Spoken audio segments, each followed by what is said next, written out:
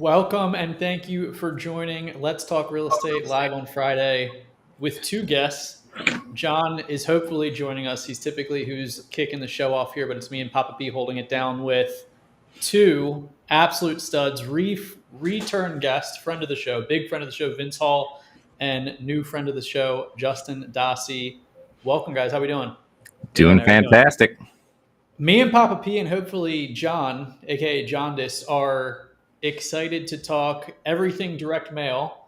And of course, a big part of direct mail and really any type of marketing is how you're able to talk to those leads either on inbound calls or just talk to them as quickly as possible.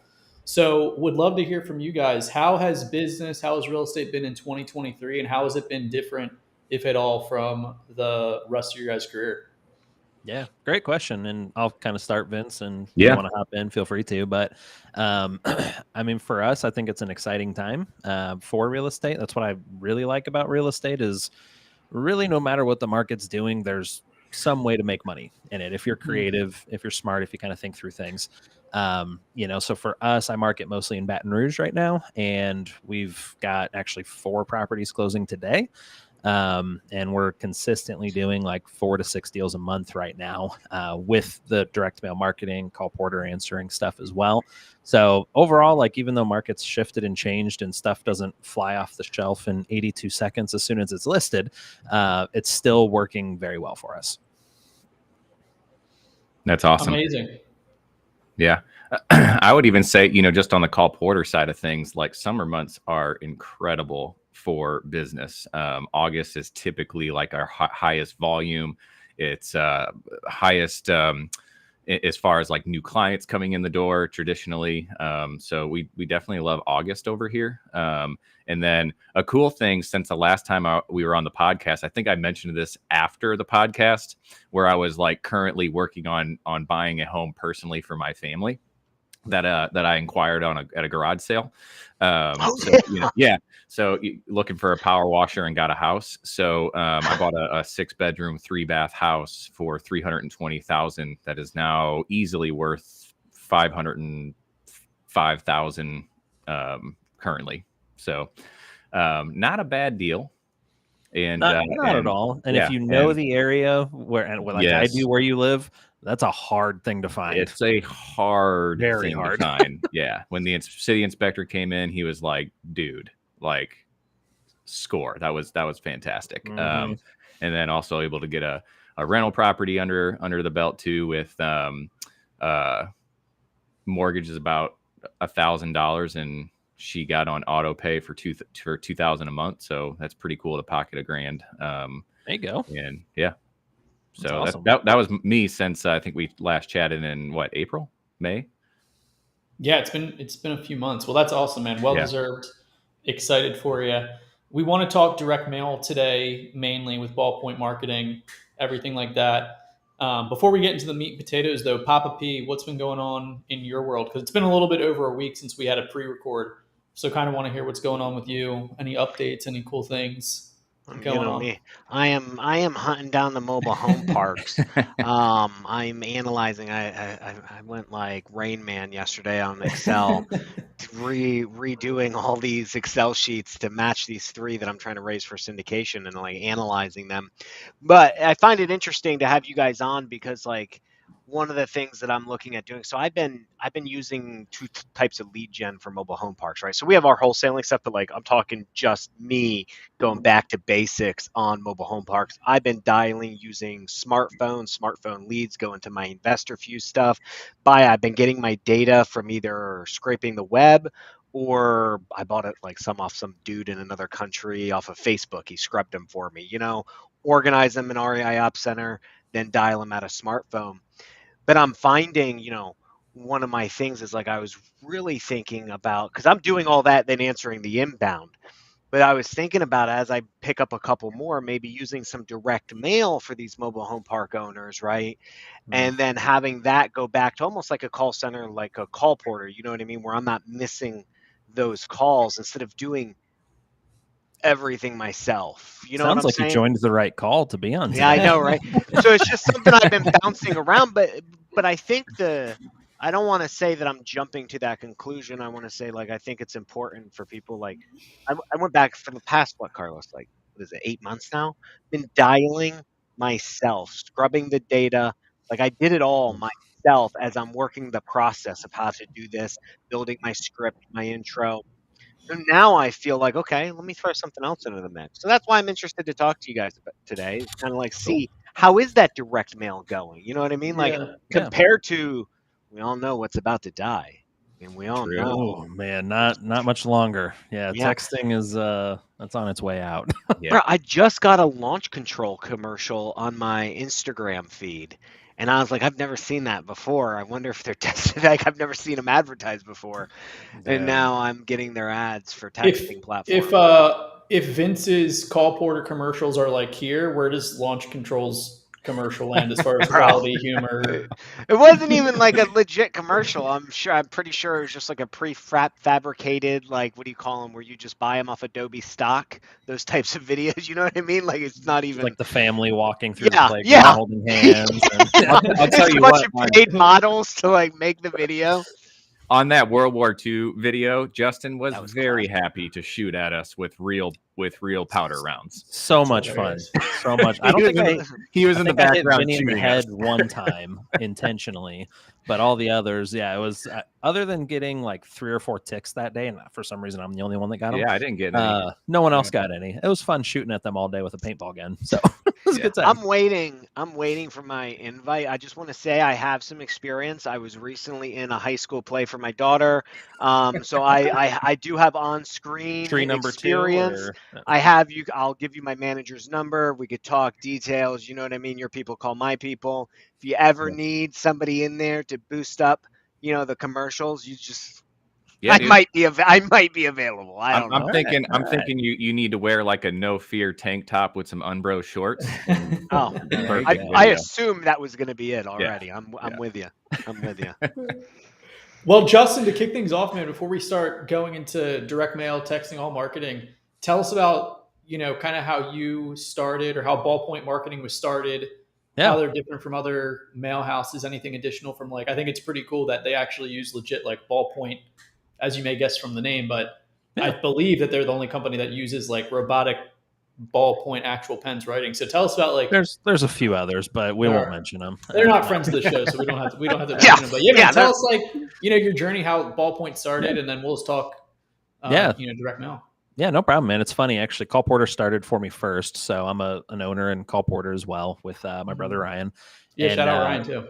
Yeah, so we both started actually working in call centers here in St. Louis for the extended warranty industry.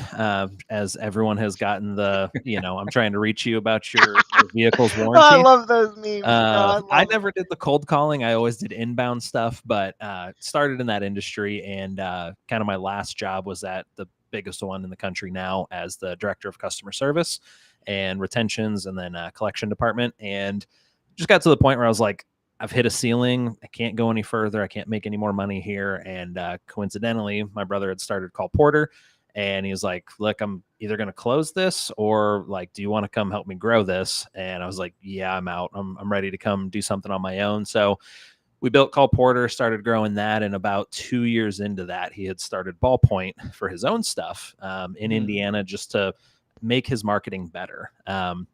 The way it kind of started is his first marketing campaign was a handwritten piece where he got like a build it yourself box, right? Like it came with handwritten pages that were done by somebody by hand, came with the envelope, came with a roll of stamps, and literally had to fold, stuff, lick, and stamp every single envelope that he wanted to, kind of for more than what we charge now. So it was like a crazy thing for him, but he got crazy good results.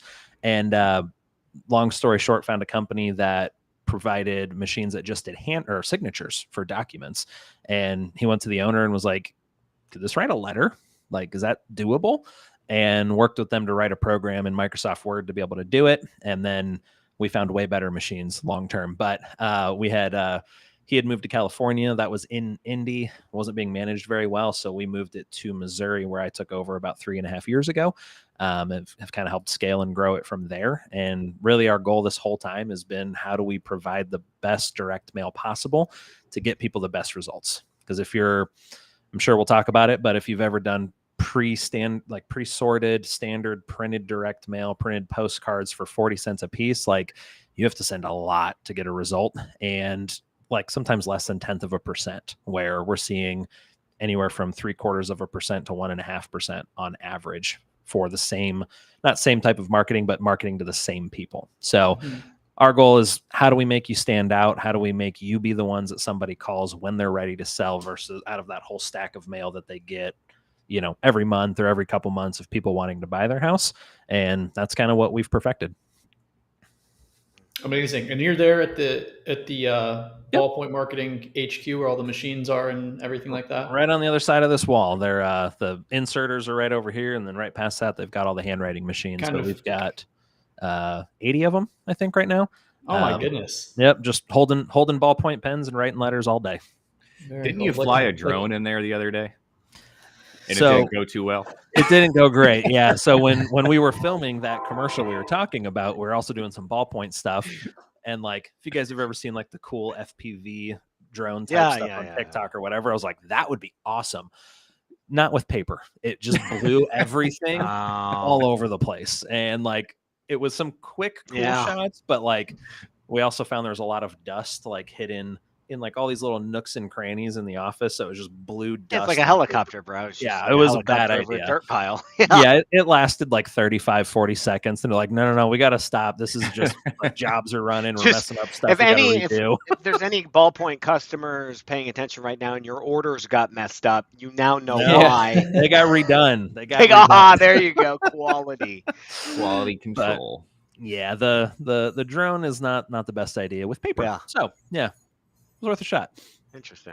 Well, that's pretty cool, man. That's a ton of machines. I'm sure a ton of mail goes out there. I'm kind of picturing like the Pablo Escobar of direct mail marketing. Instead of cocaine, the real estate space. Like paper. Exactly. Postcards. Yeah, right. What? So you talked about like compared to regular direct mail pieces. What's the difference with your return? So when we've tested it with regular printed mail, we'd get like 0.1% or less. Right. So you'd send out. Are we talking postcards or letters, by the way? Is there a difference? It's similar. It's very similar between the two when you do pre-printed stuff. But let's say 0.1% to 0.25% on the high side, right? So 1,000 pieces of mail, you get anywhere from 1 to 2.5 calls. Which that's a very small sample size, but I think our average response rate right now for what I do personally in Baton Rouge is about 1% across the board. So the way we kind of look at it is like, if we've tested stuff and got 0.1% at 45 cents a piece, or we could spend $1.30 at 1%, that's a 10x return on our money versus that response rate for what we spent for only like 3 times the cost. So yes, it is more expensive. We're probably the most expensive direct mail out there for real estate investors and other industries that we work with, but it performs above and beyond everything else as well. So for me, like, I look at our cost per acquisition when we look at deals. I'm sure most investors do. If not, they should. But our average cost per acquisition down in Baton Rouge right now is like $2,300 to get a deal. So for us, it's very repeatable to know like, hey, every $2,300 we spend, we should get a deal. So if we want 4 deals a month, we're spending $10,000 a month on marketing. I love that.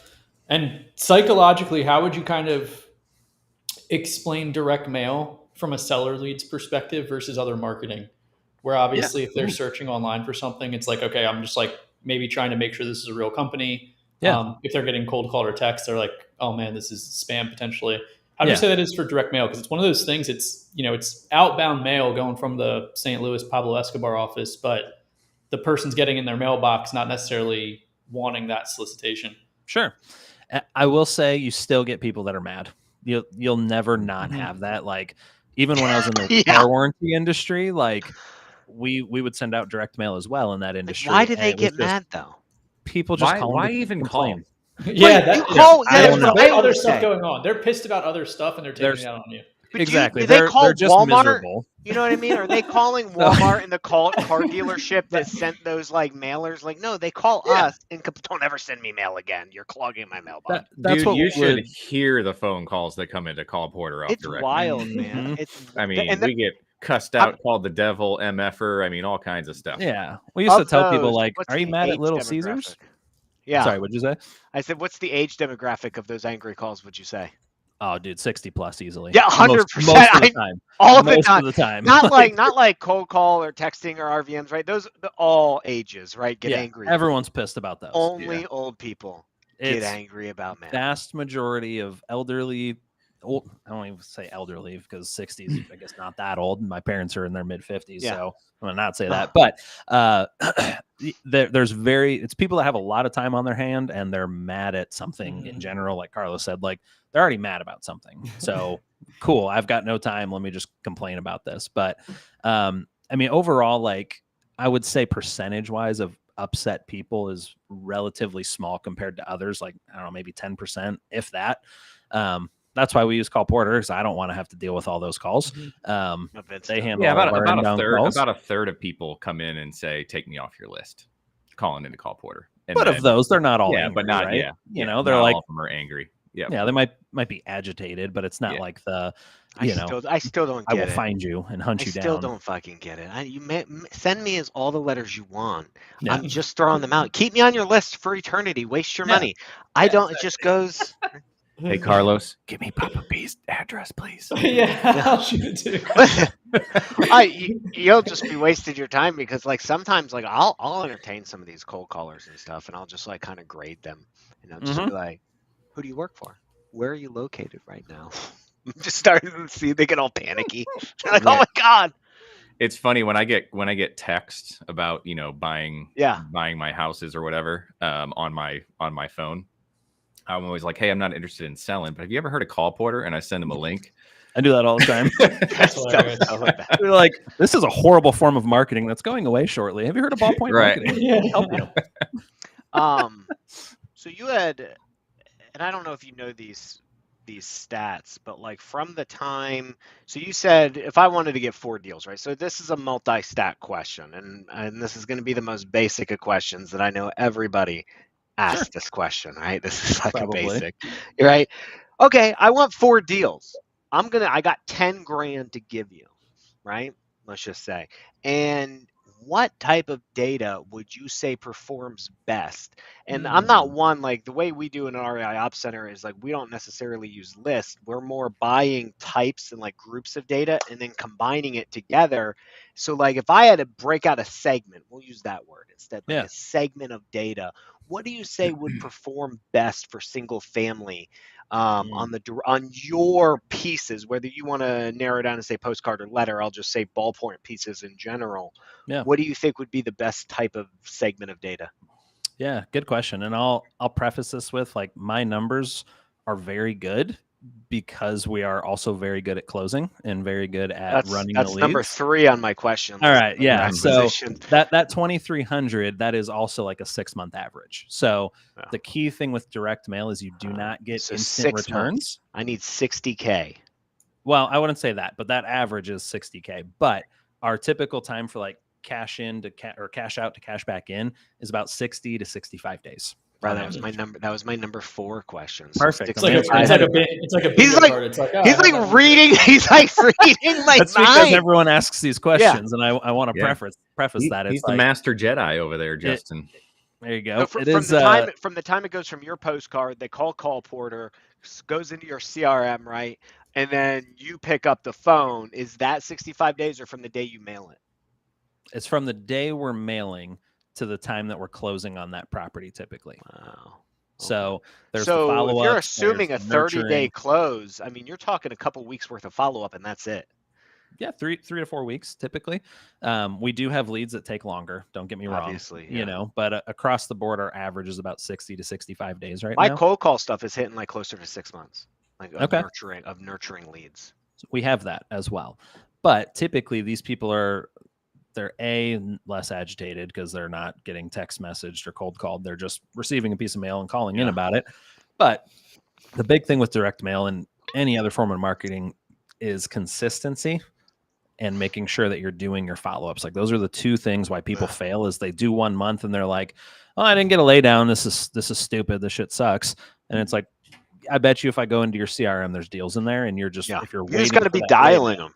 Yeah, you have Yeah. to be consistently following up with them. And that's So the thing with like smartphone and like LinkedIn with investor fuse is like for me, it'll just keep playing as long as it's in the Mhm. CRM Yep. until you code it out as FU or dead or sold. Like it's just Right.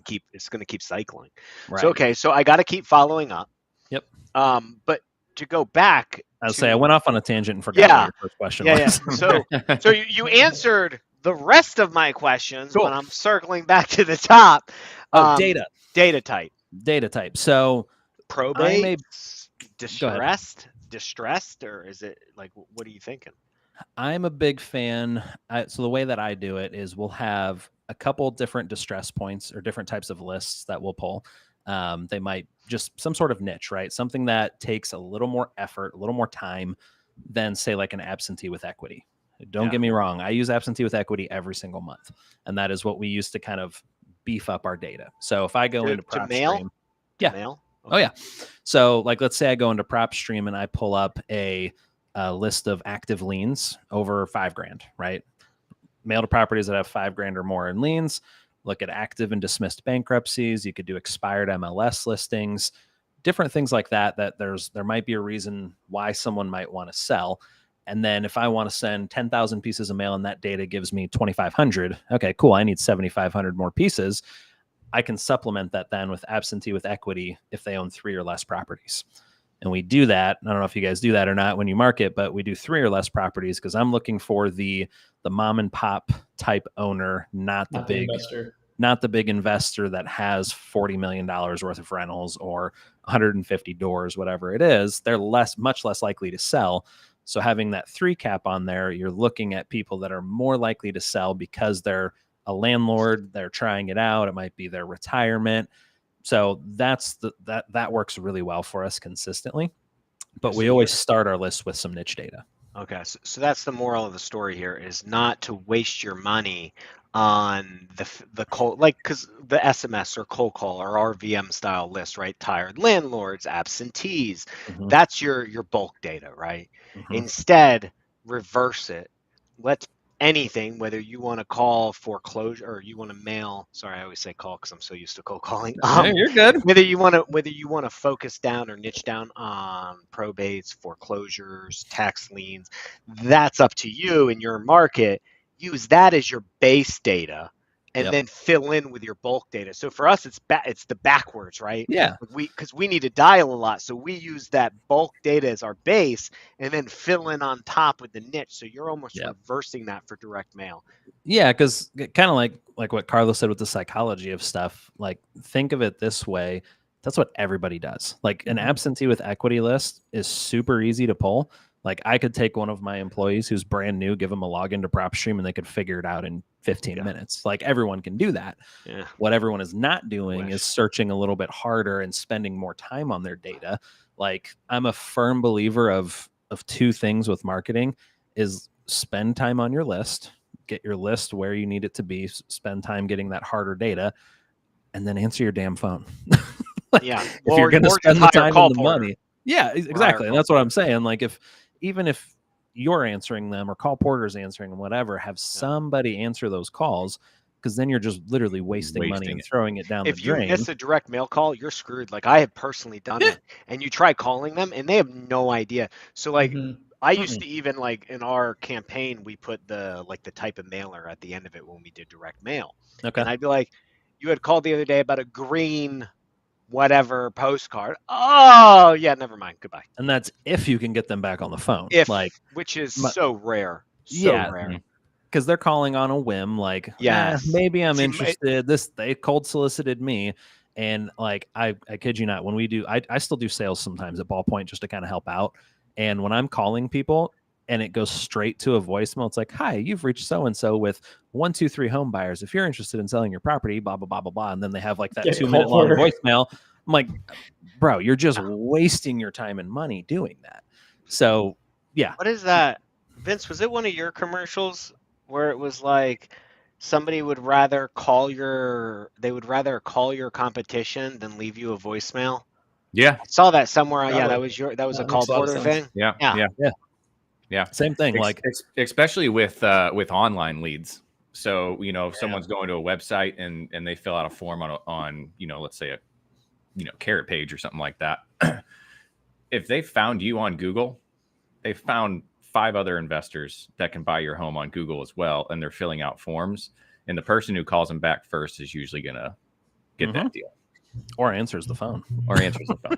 Like, same thing like at home. If you're looking for an auto body shop because you hit a deer, and people don't answer, cool, I'm not calling you back. I'm just going to the next person who's going to answer. 100%. I do the same thing with vendors for our park. Like, I'm dialing AC guys when I'm first building my team.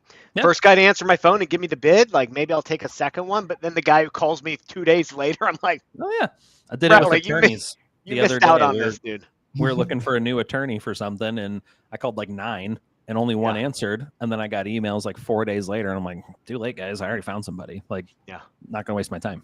Dude, that'd be such a great vertical, the lawyer industry for live answering.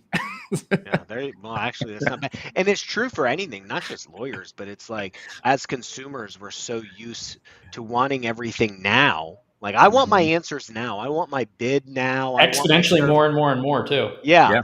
And it's like, Amazon. Just like Justin said, like rolling down a list of lawyers, like how easy is it? You go on Google, real estate attorneys, Lakeland, Florida, and you're just dialing for the first one that actually picks up the phone to talk to you. You might not even quote, like price check people, depending on what the service is, right? Like, you're just happy to have somebody. I didn't price check. They gave me a price, and I was like, cool, you answered. We'll work with you. Yep.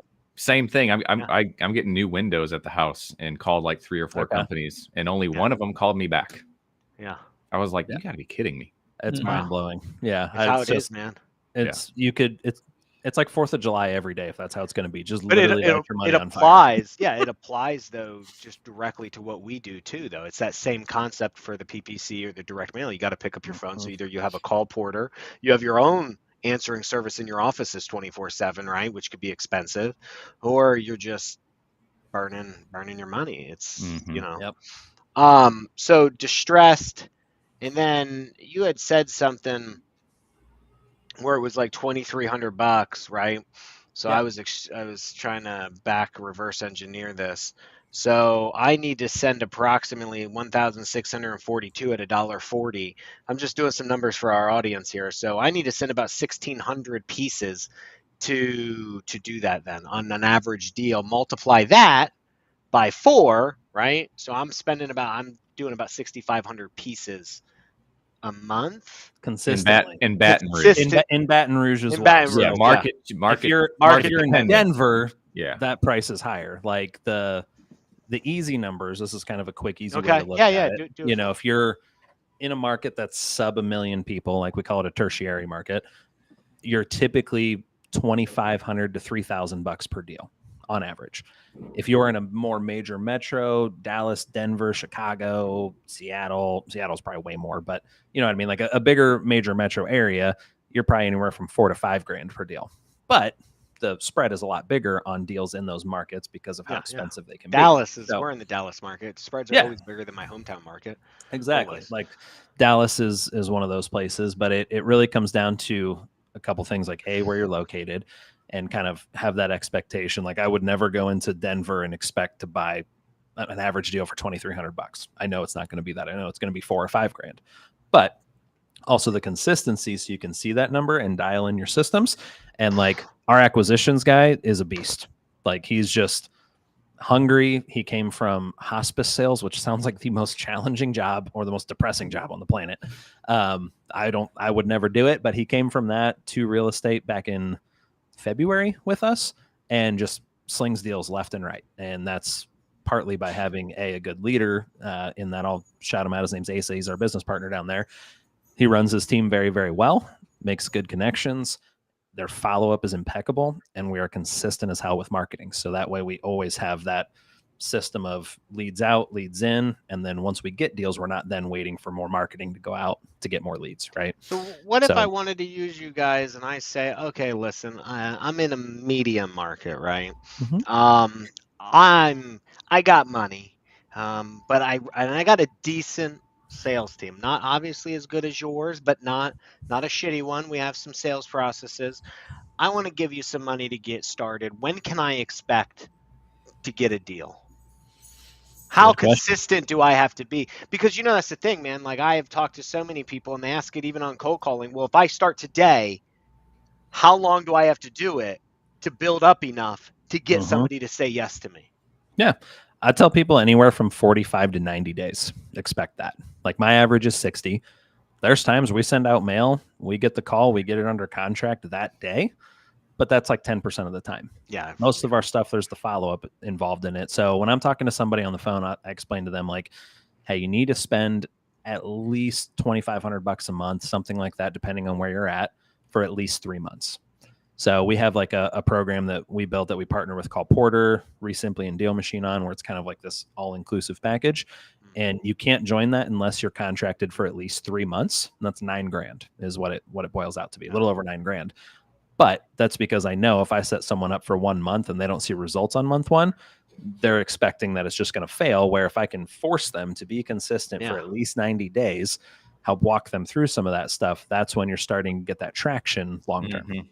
But, and again, it all goes back to answering you got to do the work. Mm-hmm. Like, there is no magic pill here and actually I'm not going to say that, because there are people out there that are like, they're offering those types of services now, right? The pay per deal, pay when you close type of stuff.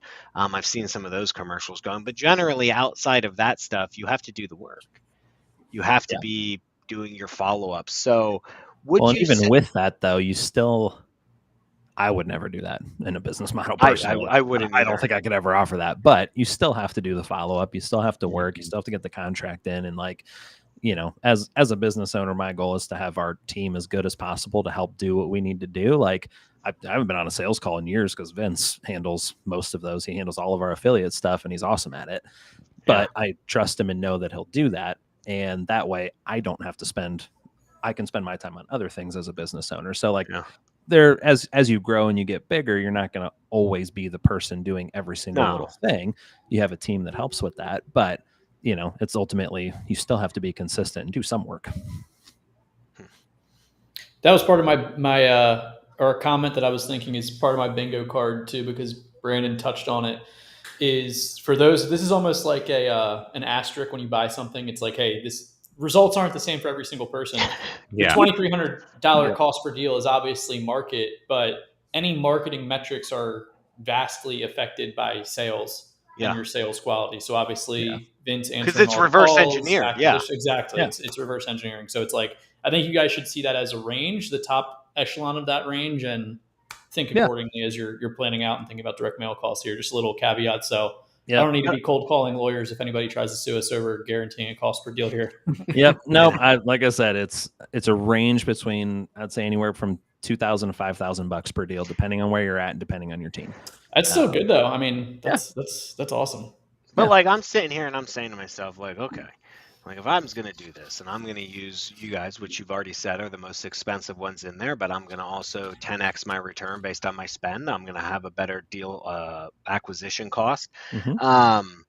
I'm looking at, even in a big market, I'm going to be spending, I'm going to be sending out 3,500 cards, spending $5,000 per month. I'm going to need 90 days. I need to come to the table knowing that I got 15, maybe even 20 G's set aside to enter a big dog market and to do my marketing. But all of that still is contingent on having a CRM, having my leads go in there, picking up the phone when they call. Yeah. There's a lot in there. Yeah, there is. But it's an easy, repeatable process once you get it down. Once you get it down and you actually save that money, don't spend that money, reinvest that money. Don't go buy a Rolex month one. But if I get one deal, if I get one deal and I pull that back in, that one deal then pays. Carlos didn't like the Rolex comment, so he that wasn't me.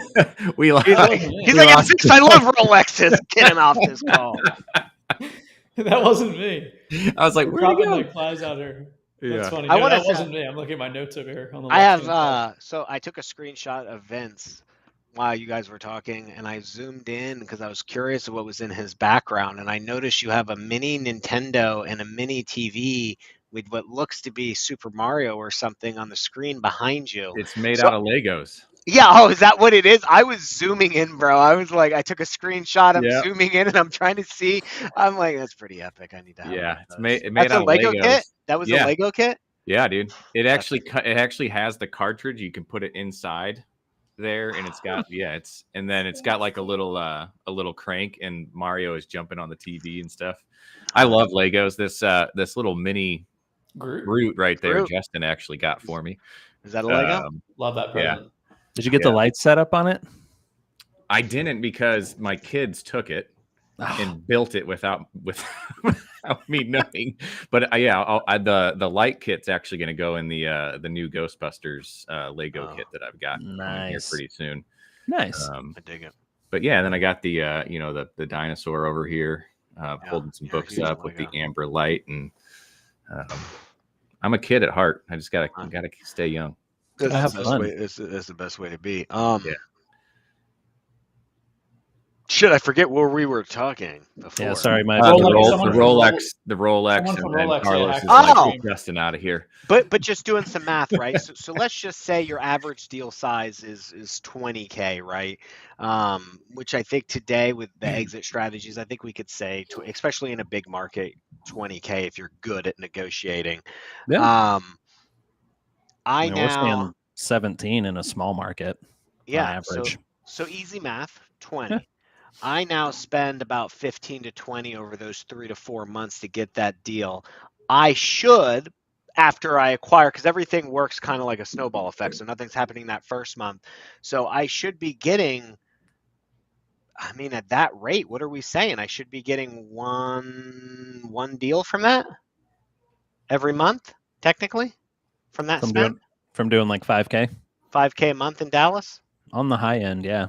Yeah. On the high end. So I should be getting two. Let's just say out of those 3 to 4 months, I get 2 deals. 20K goes back into marketing. I keep 20K to run my office. And as I get better, I scale that, start getting more. But then those deals that came, those leads that came in and weren't ready, start snowballing and stacking as you go further and further. Yep. And you really start to build that direct mail pipeline as long as you're consistent with it. So it's like, you're right, though. I know we joked about it, but as long as you don't spend that money, you take that first 20, put it back, you get the other 20 from that second deal, roll it to keep paying your people and, running your office. Yep. You should be expecting the next month another deal and then another one. And that 20K pays for 3 months of marketing. So you're good for the next 3 months. And then you start to get into the profit. Yep. And I'll give you a real life example. This happened to us this year. So like my market in Baton Rouge, I didn't start till June of last year. And we had an acquisitions guy, had to let him go, didn't work out. And that was in December. And we decided like, we don't want to run out of leads. We need to continue leads coming in. So December, January, February, March, we continued to market the entire time, but we couldn't get an acquisitions person in there. And our main guy was kind of run ragged during those months. We didn't get anything under contract in January and February, and we're spending $10,000 a month on marketing. That's terrifying. But Call Porter's still answering the calls, pushing them to your CRM. Yes. Okay. Yes. So Call Porter's still taking the calls, qualifying the leads. We were just having trouble closing. Soon as we found this guy, he started training like middle of February. In March, got like 10 deals under contract. Goes back into your leads that are sitting there waiting. Mm-hmm. Got like 10 deals under contract in March. April was 4 or 5. And then in May, we had over $100,000 in assignment fees. So it was like, had we a Rolex? No. About to get kicked off the stream here. He's getting paid very well. But I say that because if we didn't do that, we'd be in a lot different position than we are now. He would have come in with a gap in the leads, and he wouldn't have had as many. Not that you didn't have leads already in your CRM. I'm sure, like everyone else, you have still leads in there that are in your follow-up stuff, but still wouldn't have been the juicy ones. And that's the thing, is not stopping. Yep. Mm-hmm. I've made mistakes of stopping marketing, and every time I go, it's like, and you're behind the 8 ball. Over the years, man, I've done it a couple times, and then it's like, fuck, and it takes you 3 months, 4 months just to get back to where you were, and you realize you wasted time and money, obviously, but time. December's a perfect example of that. We can, like most people, slow down and stop marketing in December. We don't change a thing. We know we're not going to get as many contracts, especially the second half of December. January 1st rolls around, and we start the year off with like 5 to 10 contracts every single year.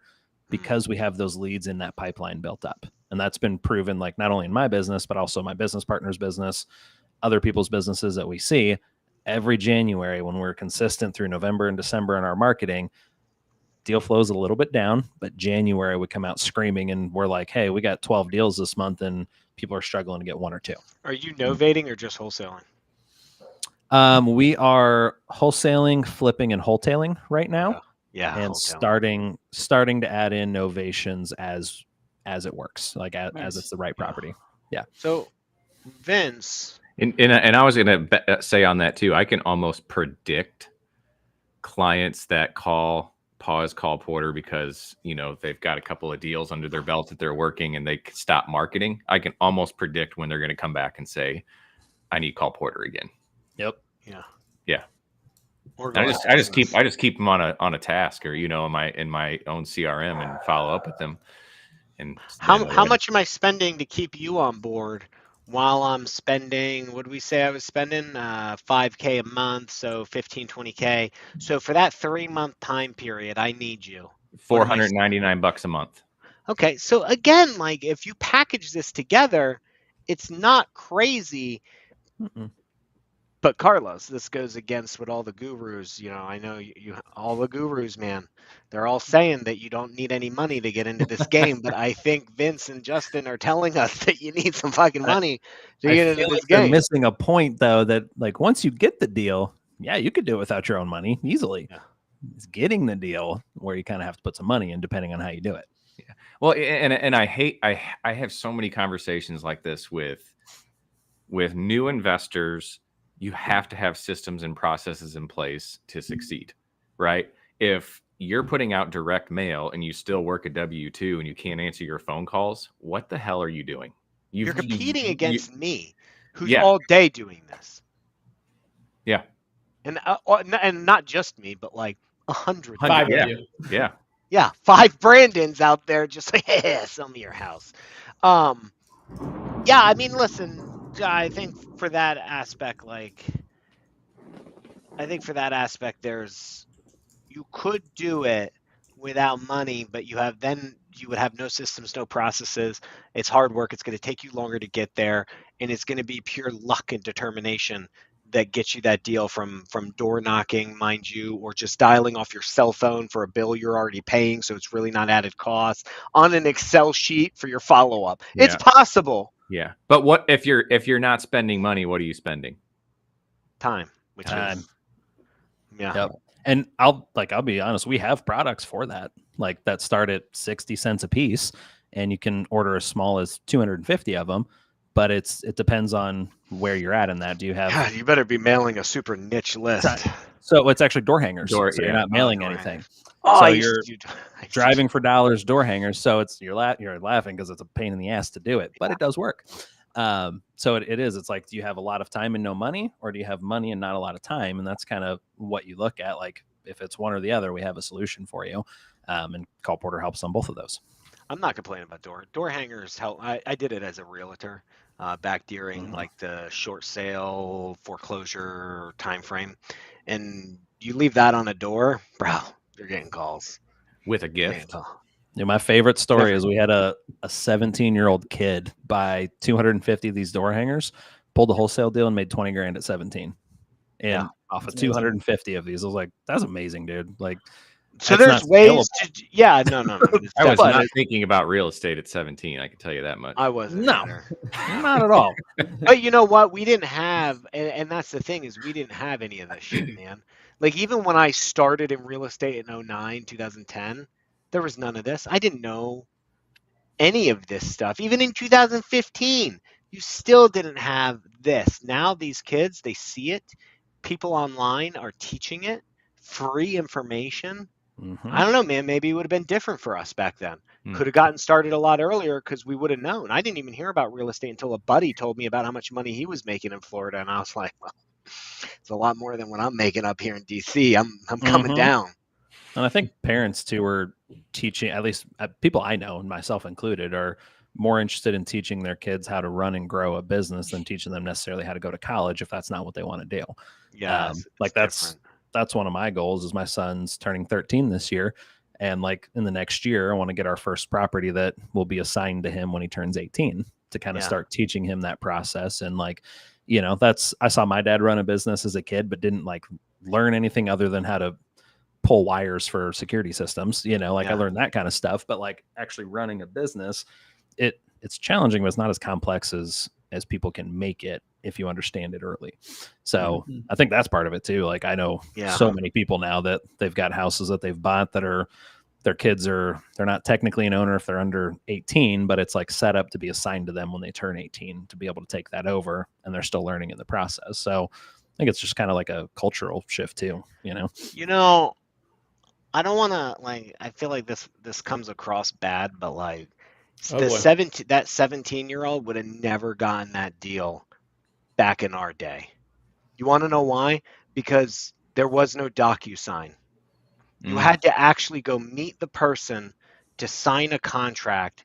And if you would have walked in at 17, hitting puberty, like you're just like, you got pimples on your face, because I did at 17, and you're rolling into this guy's house like, I'll buy your $250,000 house. Here's a contract.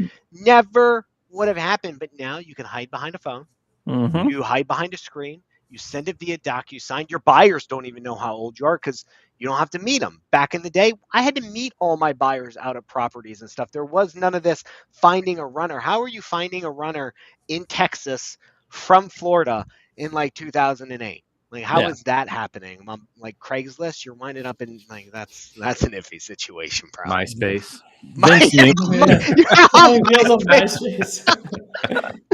Was that around? Yeah, that was around. That was actually probably bigger than Facebook back then, right?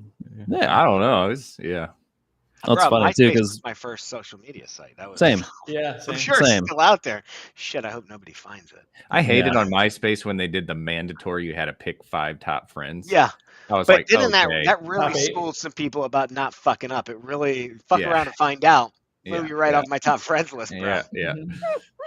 Justin, for you, I thought Justin, really quick, just talking about like, you know, like we talk like legacy a lot because Brandon and John are both fathers, have sons, and sons and daughters. For you, I thought it was interesting when doing some research. You're a big paramotor guy, like to fly around, but you had a big fear of flying as a kid. So you've kind of turned your biggest fear into one of your favorite things to do now. I'm curious how that's impacted you both in life and business. I kind of see it as like a Bruce Wayne fear of bats turning into Batman type thing. Yeah, I mean, it was interesting. All right, Bruce Wayne. In a nutshell, when I was 8 years old, I was at an air show and watched a plane crash into the runway and explode like right in front of us. And like as soon as that, I was like, "Fuck that! I'm never going up in the sky. Like that's not happening. It's not for me." But like as I got older, I had to fly a lot more with work stuff and like white knuckle flying, having to take a Xanax every single time. And I was like, dude, this sucks. Like I hate feeling like this. And it's just a plane. Everyone else can go fly on a plane. It's totally fine. So my kind of thing that I did is I was like, if I understand how a plane operates or how flying operates, how that stuff works, I can get through that fear. So I took private pilot's lessons. I did a couple other things and then ultimately landed on paramotoring. And, you know, for like an impact as far as like personal life, business type stuff is from the business standpoint, it's helped me realize that like just because you're afraid of something doesn't mean you shouldn't do it, and has allowed me to make a lot quicker decisions on certain things. But it's also allowed me to learn and understand how to have fun while you're growing a business. And because there's a lot that goes into running a business. There's a lot of stress, a lot of anxiety, a lot of ups and downs. And it's like, you know, I made a reel about it last night. I was literally flying last night and I was like, if you're not out having fun while you're growing a business, why? Like, why are you just doing this to be stressed out and depressed and angry or whatever? If you're not out having fun, like that's the whole, you know, it's a big part of life is like, go have fun. And I want my kids to see that. I want my employees to see that. I want anyone I know to see that. And like, now I've gotten like 3 or 4 other friends into it that some of them are here locally, some are in other states. And it's a really cool thing. I'm trying to get Vinny to go up eventually with me, but he won't. It's crazy, like, you know, being in the Army and things and the things I've done, but I'm like, I'm not going to go do that. Yeah. That's awesome. Yeah. It's been really cool for my kids too, to see them. Like my son went up last year at 12. Actually, no, he was 11 when he went. So his Oh, first wow. time, he went with a buddy of mine, like on a tandem flight, and absolutely loved it. And now he's excited to learn how to do it eventually. My girls love it, just watching it, and they'll do it when they're a little older. So yeah, it's been a cool thing to just like have a fun, just me type hobby, because I'm with my family a lot and go camping a lot and do things like that. But it's like, that's my thing. And people think I'm crazy, but it's also like a really cool talking point as well. It's a lot of fun. It is, yeah. It's a conversation starter. Yeah. From someone's perspective of like in the industry for a long time as well, and just like kind of seeing you guys from a certain distance. Both you guys always look like you're having fun, and then Ryan, I've even told probably like a couple years at this point that his commercials and ads are always hilarious too, and rolling around in cars. So you guys always look like you're having fun, and it's interesting how the first part you kind of attack that by that fear just by getting like more understanding kind of logically of how it works is super cool. So I think everybody kind of attacks that a little differently, which is interesting. Yeah. And it's been interesting for me too, because it's like everything you ever wanted is right on the other side of fear if you can get over it. And that's something I've learned a lot. So it's like, if I'm afraid of something, I'm going to go try it. Like, deep, dark water terrifies the shit out of me, but I'm going scuba diving in Hawaii when we go in October. Like, nice. We'll see how it goes. Maybe I'll be paranoid as hell. Like, I love snorkeling. But get I'm like, shark bands, bro. Get one of those shark bands. Yeah. Yeah, exactly. Thing with scuba diving, just control your breathing. Like, if you're going when you're that's what, just like stay calm. Yeah. So that's kind of how I look at things now. Is like, if something scares me, I'm like, why? Let's try it and see how it is. We'll see. So, how old do you have to be to fly solo? Is it like driving? You have to be 16. There's no rule. Oh, there's okay. no rule. As long as you're responsible to do it. Like, one of my trainers, up flying. Dude, it's wild. One of my trainers, she did her first solo flight at 12 years old. Wow. Oh my gosh. I was only joking. She was the youngest person in U.S. history to do that. And I would not have trusted myself at 12. I would not trust my son to do that at 12. But she was very mature, and her dad owned this paramotor training company for years. So she was always around it, always practicing, like on the ground kiting and stuff. So yeah, I think it's a maturity thing, but there's no law or rule around a certain age that like you can't do. Like, I could literally take an infant flying if I wanted to. I wouldn't, but like, you can take anyone that you want to. It's kind of cool. I wonder what kind of social media backlash you'd get if you had like a baby on the paramotor. A lot. I wouldn't. I have met a couple people that fly with their dogs, and their dogs love it. Yeah. So I got a question, and I think, as you guys, you get to talk to a lot of people, right? And so you see things going differently. We kind of touched on Twilio, but for both of you, like, where do you see our industry going as a whole? And not Great just question. on the marketing side, but just in general. Like, if I asked you to 5-year looking glass and we just jumped 5 years into the future into wholesaling, what is your opinion of where you think this industry would be at that point? That's a good question. Yeah, making you fucking think. Yeah. Blips, like in the Spider-Man movie. Vince may get that reference. Yeah. It's hard to say, because it's been very interesting the last couple of years to see what it's done that I wouldn't have predicted. I also wouldn't have known how to predict any of that either at that point. But some of like my friends that I talk to who are much more successful than I am, I think we've got a good solid couple of years still before anything tanks like some people might expect it to. But I don't know. I feel like it's always, like I said earlier, there's always something you can do in real estate. And as long as you can adapt with the changes as they happen, that's where you're going to make money doing that. So it's probably not a great answer to that question, but honestly, I'm not sure what else I would say to that at the moment. Definitely think you dodged it, but I'll accept it. I'm not trying to dodge. I'm curious about, the laws that go into place state to state about like squatters or, what you can and can't do with Airbnb. Like, I think that is going to be a huge thing in the next 5 years. Like, I just talked to a person pretty recently who he was out of the country, had a house that was vacant, went in and had squatters, and he still has not got them out. What state is he in? I can't remember what state. It's a blue state for sure. I want to say it's somewhere up in the Northeast because I feel like wouldn't surprise me if it's like fucking like New York or New Jersey or something. Yeah. Pennsylvania even. But no, I see that. Now, do you guys think wholesaling will still be around in 5 years, or do you think, because we talked about, you kind of hit on the state licensing? I think for me, and I hate talking about politics, but I think a lot of it will depend on how this next election cycle goes and who's in office. Because what I've seen is like stuff has gotten more restrictive in the last 3 to 4 years on some real estate stuff. So if that same leadership is in place, I could see that trend continuing. But I'd be curious to see how it would work because there's such a need for maybe not even wholesaling or wholesaling, flipping, investing. Well, yeah, but would you say then you got to be licensed? Could you see that happening? No, I don't think so. I'd be very surprised outside of like maybe California. Like I could see that probably happening there. California doesn't count. Do you feel the barrier to entry will become harder then? And then maybe instead of having the problems of some of the bad stuff that wholesaling gets a rap for would maybe be nixed out because you have. I think that's already happening. If you think like we were talking about earlier, the cheapest way to get into this for a while has been cold calling and texting.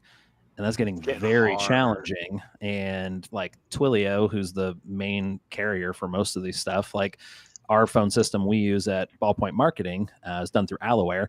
And like just to even be able to text our own customers that have been customers for years has been a nightmare to get approved. And there's been messages coming out from Twilio that like, in order to be able to text as a company, you have to have a proven use case, and real estate investing is not or will ever be considered one of those. So I think that what I think is going to be nice personally is you're going to have a lot more integrity in the industry because you're not getting someone who's 18 years old and doesn't care about anything, is just trying to make money and will do whatever the hell they need to do, which isn't all the way. Like there are very legit people that age that do that. But I know for us in St. Louis, for example, before 2022, it was hard as hell to buy a deal because you had so many new investors that came in that were overpaying for stuff. And then once the market like skyrocketed last year and everything was flying off the shelves, it was like, okay, like people are paying 85, 90, 95 cents on the dollar, selling it to a hedge fund and making a shit ton of money on the back end. And then like October, November, I was like, where'd all the wholesalers go in St. Louis? And I'm like, cool, I can pick up deals now because I can pick them up easier rather because we have an established business and we're doing things the correct way as well. So I definitely see that happening. Yeah, I see larger organizations becoming a thing. I think they're medium to large. I think and I think you could be a small organization, but I think in 3 to 5 years you're gonna have to come to the table with money. So I think that could be somebody like maybe an agent, a flipper, somebody who's got some money in the industry and they're like, okay, now I want to acquire deals. I can dump 50 grand into building my business, 100 grand, build my team, my marketing, my systems, and really start the business off with funding versus $0 boots. And again, I'm not going to say that's always going to be out. In any industry, the bootstrapper is an anomaly and a rare case where they can make it happen, and we love those stories. But it's what's the saying? It's the lesser of them, I guess. You know what I mean? It's not the majority. It's the minority of your success stories come like that. What do you guys think? Like if I asked Steve when we had him on as a guest, and I feel like this question I kind of like now is, if we were all on an ethics board for real estate wholesaling, and you made the law, what is one thing you would pass as an ethics for real estate wholesaling? What is one thing you would either outlaw, make a law, add you would have to have a legit business set up. Okay. Like you can't just be some Joe. What do you mean by that? I just need an LLC? Yeah, like I think you need to have, some sort of legit business entity where you've got and anybody can build a website, anybody can build a so where do you draw the line then? What defines that? I don't know. I know what you mean by it though, but it's hard to like some sort of like credibility, not licensing, but you have I can't gotta find have the word. something to lose almost. Yeah, almost. Yeah, exactly. Yeah. Some business collateral. Accountability, yeah. Yeah. Some type of accountability, something. Justin, what about you? Dude, that's a hard question. Yeah. I like that question though. You know what Steve said? I'll tell you, and I thought this was genius because I never thought about it.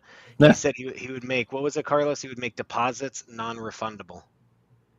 Mm-hmm. You couldn't, if you got a contract and you put a deposit down, automatically non-refundable. He said it would weed out a lot of crazy offers, just putting things under to put things under, automatically non-refundable. That's what North Carolina does right now for more like traditional transactions. But if you're working with an agent, you have, I forget what it's called, but you have to put a deposit down that is non-refundable. So, because I was talking to my mom who lives out there and, she's wanting to buy some stuff off market. And I was like, well, we just go on the MLS or on Zillow or whatever and make offers on properties that have been on there for 90 plus days. And she's like, right. She's like, but if I do that, every single offer I have to make, I have to put like $500 to $1,500 down in order for legally for it to even be able to be considered. Earnest, like an earnest money? Basically. Yeah. Basically. So, but I forget what it's called, but it's non-refundable. So like if you make the offer and back out because you find something you don't like, cool, you're out of $1,500. So it's not a lot of money, but think about it in a wholesaler sense, right? Like 10 offers, 10 contracts a month, $500, $1,000, right? You're losing 5-10 grand a month from not. So I like that one. I like the accountability, responsibility, something there to make sure you're legitimate, not just fly by night. You got anything to add to it, Justin? I mean, I feel like one of the things I would add in that's already kind of happening is I would restrict the types of marketing that you could do. Only because for me, like a big thing in our business is integrity, making sure that we're actually helping people, not trying to take advantage of people. And most of the people I know are in that same boat, that are there to help people or provide solutions that are not there. But, I've personally never done the cold calling, text messaging type stuff, or like really RVMs are the ones that drive me nuts. Just because I know how the tech works behind it. And I'm like, whatever. But, I think having some sort of, some sort of accountability to what you're doing when you're out there. I don't know what that is. Word, there's that again. Yeah. I don't know what that is, or how that would be done. But I have talked to a lot of people who have been burned by wholesalers. Here's a good one. I don't know how you would do it, but one of the biggest things I hate is backing out of a contract, whether if it's for us or for the seller. Like if I make an offer, I want to close on that no matter what. So our goal is to limit as many transactions or as many offers and contracts signed that don't get backed out as possible. Because then you're like, well, shit, I thought I had money coming in, now I don't. But B, that seller is the same way. And if they're in a rough situation, they've got something going on, like you want to make sure that they're helped, they're taken care of. And but that can be tough. So I get it if you pass that across the board, right? And I think the EMD thing holds you accountable for that, right? Like you're going to make less and less of those. And same thing with like the regulation of what Vince is saying too. Like, so you add all three of these things in and you start to do it, but it's like, as long as you have those other people operating in the black, like that shadow area, you'll get beat out every time trying to be the nice guy. So that's why it's got to be passed. That's why there's got to be some type of ethic regulation, because otherwise, while you're trying to do the right thing, nobody's stopping the other guy from just beating your offer by $5,000 to get it under contract. And we all know, no matter how much rapport you have, you offer someone 5, 10, 15 grand extra, depending on the price. I disagree with that. Yeah, you think? I would, only because I've seen it in our own business. Like we beat out people all the time with lower offers because of how our guys talk to people and how they handle themselves and how they carry themselves. And it takes time to build up that type of reputation. But even when we're getting referrals from people, like we buy houses all the time that have multiple offers on it, might be $5,000 more, might be $10,000 more, but they don't want to deal with that person. this is a little extreme, but we're dealing with a land deal right now that we're trying to do. And I'm not going to get too involved into it, but there's a politician that also wants the property and is throwing a bunch of BS liens on the property, offering more than what we have just because he wants it. We're probably going to be the ones that are going to end up with the contract because we've talked to this lady and helped this person with multiple things. So I think your reputation kind of builds up to it. Like, are there times that you'll definitely get beat out? Sure. But I do see it consistently, not only from my business, but a couple other businesses that I know that operate similarly with integrity, and their goal is to help, that beat out higher offers pretty consistently. Yeah. So, I mean, I kind of think of it like, going to get a car at a car dealership. If you have a douchey, pushy favorite activity salesperson that's just in your face, and and he's giving you a great offer, I'm not going with you, dude. Like, just because I know, like, just the way you operate. Just there's a piece to it right there. Yeah, I know what you're talking about. Yeah, almost pay more, and that's where it comes down to. Is like, I don't have to deal with you. Let me pay more. I've been there, Bray. Sometimes it's not about, like, if you think about all the things that we buy, we don't buy the cheapest stuff all the time. This isn't the cheapest shirt that I could have bought, right? To be a black plain shirt, this is not the cheapest. I could have went to Walmart for the cheapest. There's other reasons why I was willing to spend more money, right? By quality. I'd be willing to sell for a little bit less for a high quality relationship and experience. Yeah. Okay. All right, guys. Well, Vince, here's your moment here. I'm gonna let Justin. I think Carlos is. Are you frozen, Carlos? No, I was typing to you actually. Oh, okay. I was about to share my screen. I don't know Please if you're do. allowed.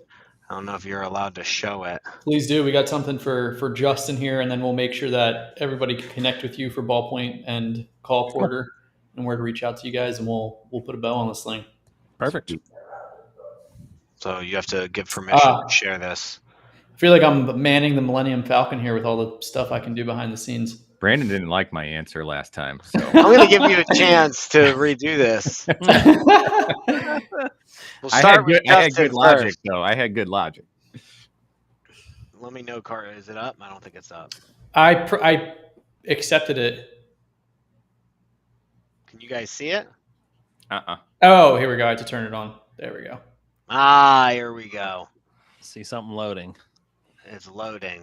Let's give it a second. This is very climactic. Very climactic. The viewers are. Well, actually, viewers of the show know what's coming, but we're waiting to see Justin's response here.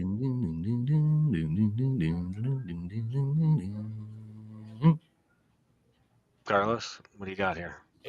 I see it like on mini form. Let me go. I'm turning it back on. There we go. There you go. All right, listen, Justin, it is you. You are in an arena with 50 hawks, 10 crocodiles, 3 brown bears, 15 wolves, 1 hunter with a rifle of a caliber we do not know, 7 buffalo, 10,000 rats, 5 gorillas, 4 lions.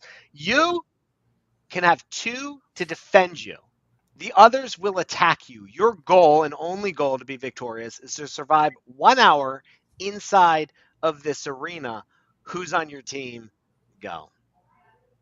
Man, all right. And we want to preface this as we're getting better at this. The hunter is inside of the arena with you. Got it. So they're not up in the stadium. No, that was how we initially. Yeah, I know that's what we initially went with, but then it just didn't make sense. So we're saying the hunter is in the arena with you.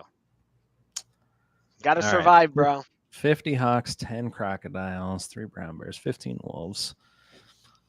All right. So I have to pick 2 to defend me, and the others attack me. Goal is to survive 1 hour. And I'm also going to throw in here, we're getting better at this. Somehow, you are able to communicate with whoever's on your team. Okay. They understand your body language, and they understand that they too need to survive. And then do I have to give my explanation why I chose these 2, I'm guessing, as well? That would be helpful. All right. Without spending too much time thinking about this, I mean, your life depends on it, so. I can communicate with them. Okay.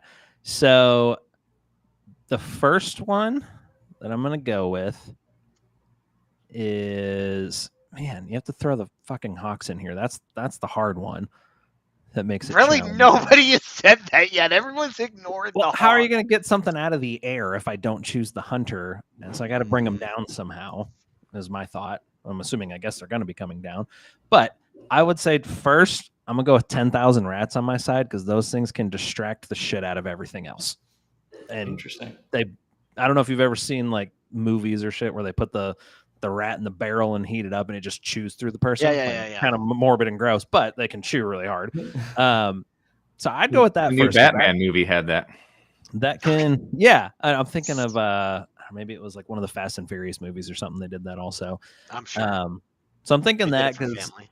you've got 10, 15, 25. He's really thinking this out. I am. I'm very analytical, so sorry.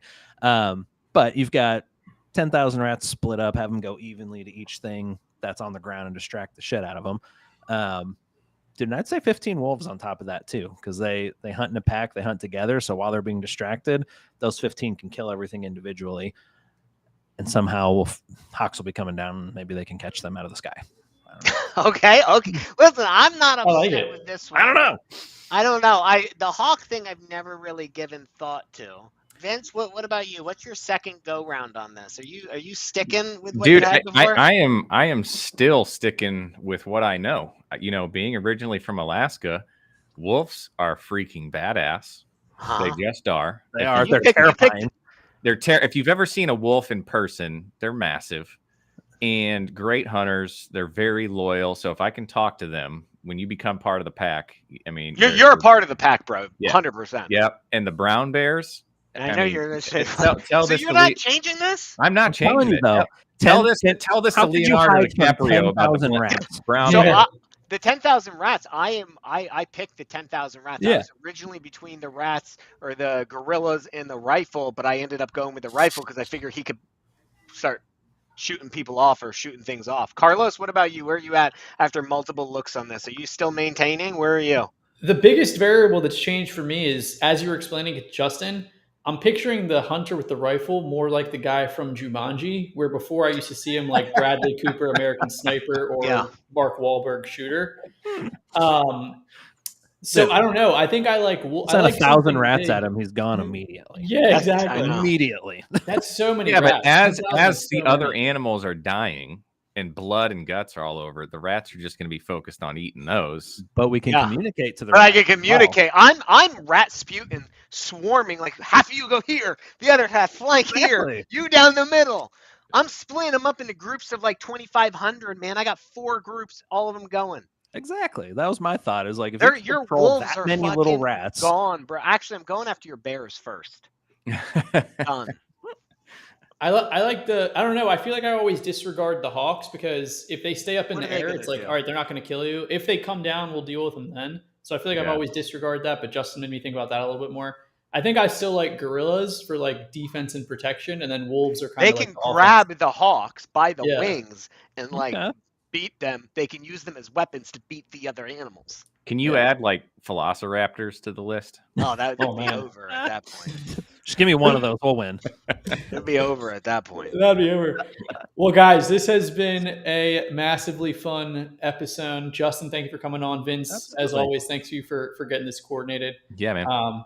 Bringing Justin on as well. Where's the best place to find you guys? For us, Instagram is probably our biggest place where we communicate with people. So it's Ballpoint Marketing on Instagram. Yeah. Call Porter on Instagram. We have Facebook. I'm not on that as much. I don't get as much traction there. Instagram your for MySpace sure. URL. Yeah, right. MySpace. Yeah, go on MySpace. Look them up. MySpace. Check out our Tumblr. If you spend enough money with either organization, Vince has given us word that you will make his top 5 friends list. So it's okay. There's a certain money threshold you have to spend to get on that list. About $2,300 per spot to go up. Consistently. If you miss a month, you move down in ranking. Can we throw a quick plug out? Please, we would love that. All right, today's our final day of a sale we've been running all week. That we have a stress-free summer postcard that I've actually got one right here. Looks like this. Works great for summer, but if you purchase 2,000 or more, you get a month of Call Porter for free. So today is kind of our final day of that. We've been running it all week. These work very, very well. These are 5x7s, so they're even bigger than a normal postcard, and they look great. Handwritten message on the back. But final day to get a free month of Call Porter with that to help answer the calls. So if you're ever kind of like on the fence and you're not sure if someone needs to answer your calls, we'll prove to you why they need to be answered. So check that out on ballpointmarketing.com. There's a banner right up at the top. But yeah, figured I'd throw that out since it's our final day of that. Yeah, awesome. Check that out, guys. And thank you guys for tuning in for Let's Talk Real Estate. If you guys enjoyed Vince, Justin, and us jamming, please consider liking and subscribing, and we'll catch you next week. Cool. Thanks for having us, guys. Lock and load. See ya. See ya.